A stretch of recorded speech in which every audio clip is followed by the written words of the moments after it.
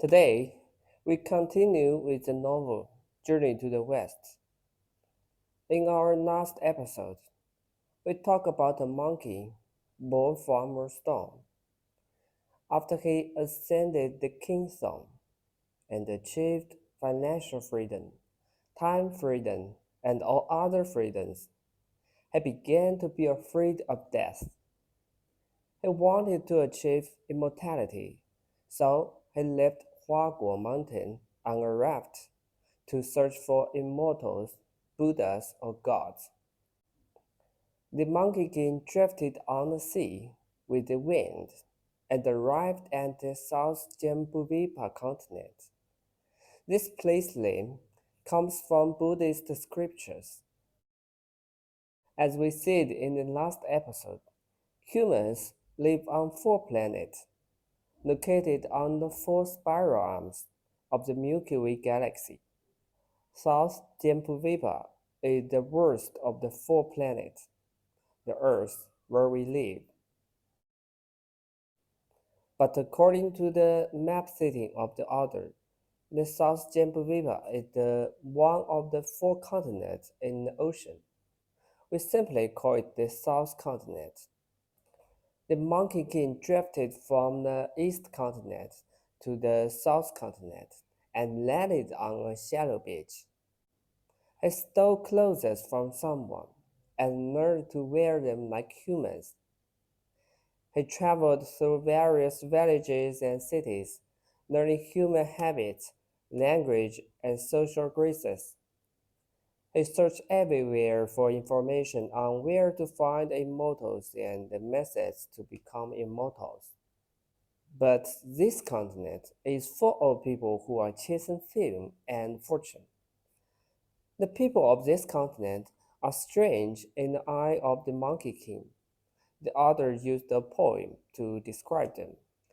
I translated it into English and read it to you. Rising early and sleeping late, there is no freedom. Riding donkey and mules, one longs for 5 horses. When holding the position of prime minister, one aspires to be a prince. Only worry about food and clothing, one is engrossed in toil. Why are people not afraid of death to take their lives? After searching the South Continent for 9 years, the Monkey King reached the West Coast. He believed there must be immortals overseas. So he built another raft and crossed the Eastern Sea, arriving at the West Continent. Combined Buddhist scripture and astronomy, ChineseWei speculates that the West Continent is a planet on the Sagittarius arm of the Milky Way galaxy. According to Buddha, the height of human on this planet is 4 times that of human on Earth, possibly reaching over 6 meters. Their lifespan can reach 500 years, and the main industry on this planet is animal husbandry. To avoid turning the story into a space opera, we will stick to the map setting of Journey to the West for storytelling. The Monkey King searched everywhere in the West Continent for immortals. One day, he climbed to the top of a mountain, where the clouds and mist felt like being in a fairyland. The mountains were lush with old trees, rare flowers, and clean stream flowed through, with several deer drinking by a stream. Just as he was enchanted by the sight, he suddenly heard someone singing in the forest. After listening to the lyrics, the Monkey King became delighted and thought, so the immortals are hiding here. Then he rushed into the forest and found that the singer was a woodcutter. The Monkey King approached him and paid respect, calling him immortal. Why did the Monkey King think the woodcutter was an immortal? In ancient China, there was a type of person called 隐士. 隐士 can be translated as hidden master. They are very capable, but have no interest in power and wealth. So they choose to live alone in the remote countryside, deep mountains, and forests. Most 隐士 are cultivators of immortality. They often appear as farmers, fishermen, and woodcutters. So, when the Monkey King saw a woodcutter in the forest, he got excited about finding an immortal. Another reason was because he heard the knight in the sun sit quietly and discuss the Huang Ting Jing. Huang Ting Jing is a Taoist book. It talks about how to cultivate Nei Dan.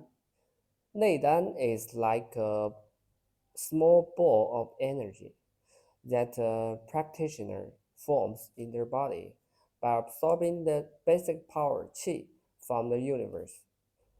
Cultivating Lei Dan is the key method to become immortal.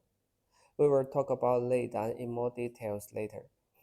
Anyway, if you want to achieve immortality, this book, Huang Tingjing, is almost a must read. But first, you need to join ChineseWei's language program and learn Chinese characters like a native speaker.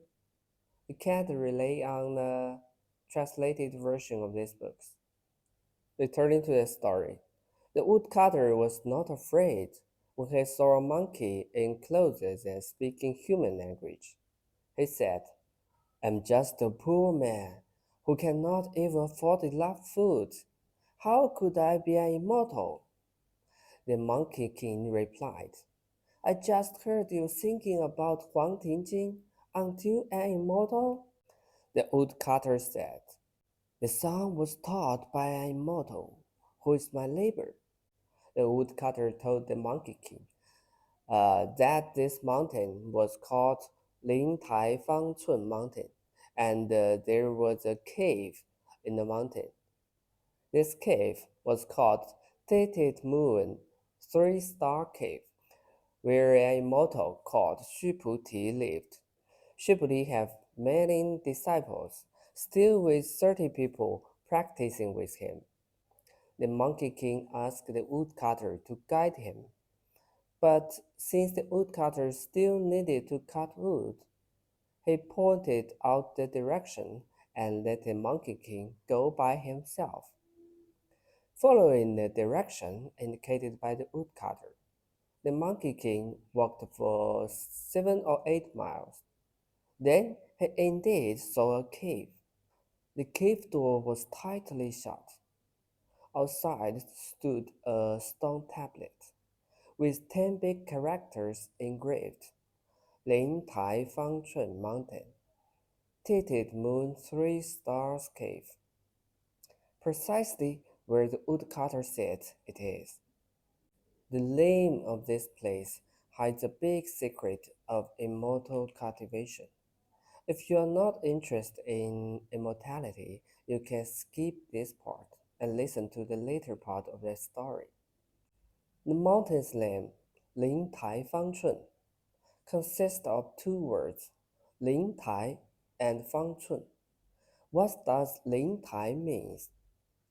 Lin Tai is the name of an acupuncture point. The name means the place where the soul or mind resides. The Lin Tai point is located behind the heart, in a depression below the sixth vertebra. Modern medicine tells us that the human body has 8 major systems. For example, the respiratory system, the circulatory system, the digestive system, and so on. But modern medicine doesn't know that human body has another system, 经络. The human body and spirit are driven by qi, the fundamental energy of the universe. The routes that qi travels through the body are called 经络. 经络 is like a road network. and acupuncture points are the knots in the road network, such as bus stops, gas stations, traffic lights, intersections, and so on.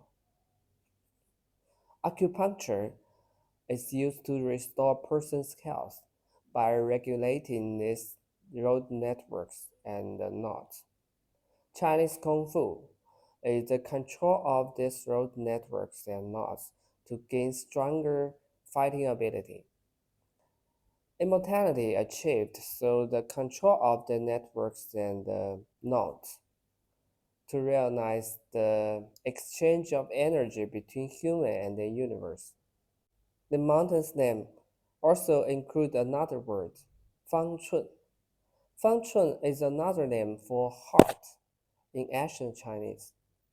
The heart represents consciousness and mind. The cave where an immortal resided is called Titit Moon Three-Star Cave.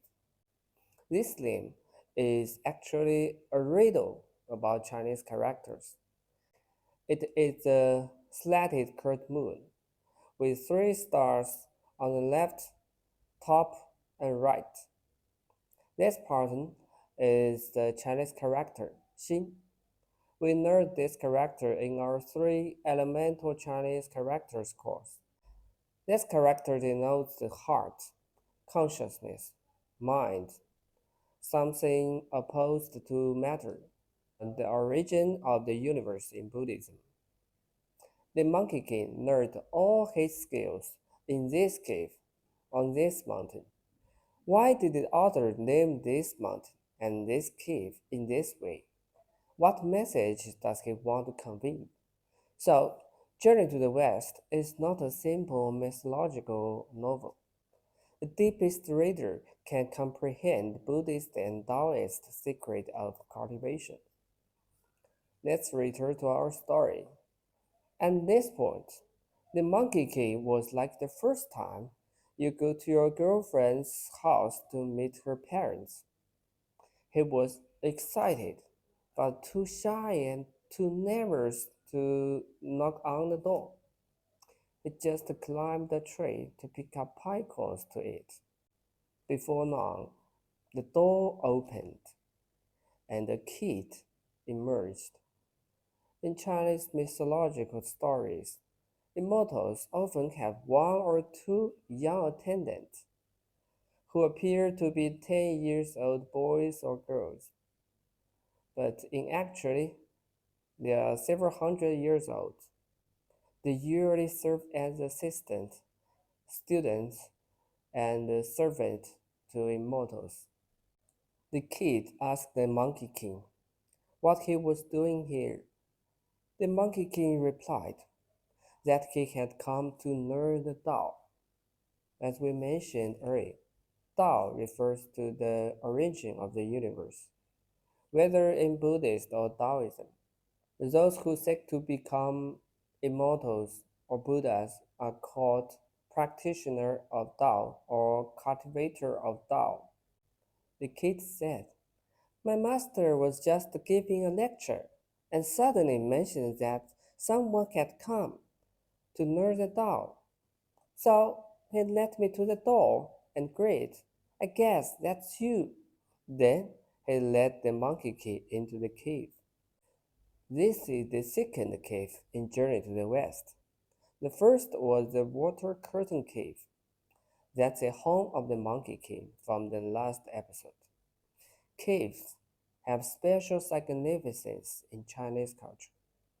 Caves could be entrance to higher dimensional world and could be rifts in space and time.